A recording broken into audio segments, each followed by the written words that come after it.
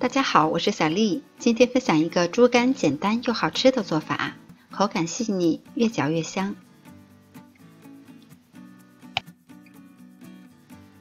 准备一块新鲜的猪肝，我们先把猪肝放入盆中，加入清水，反复的搓洗，一定要多洗几遍，洗出里边的血水，这样煮出来的猪肝才不会腥。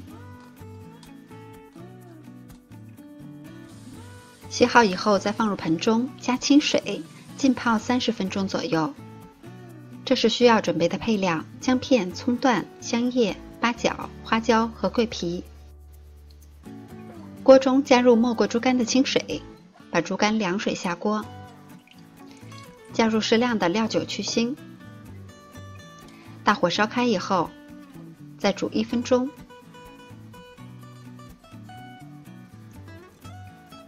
捞出来以后，再用温水洗净表面的血沫。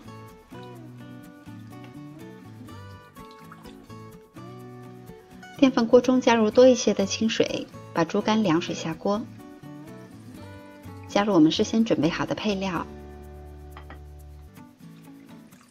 再加入一些料酒，适量的盐，然后加盖儿，按煮饭键，大概煮10几分钟，感觉到电饭煲里的水开了，然后改成保温键，再焖煮30分钟。时间到了以后开锅，我们用筷子一扎，不留血水，猪肝就是煮好了。然后盛出来，放到一旁稍稍放凉。晾着不烫手了，我们再把它切成片。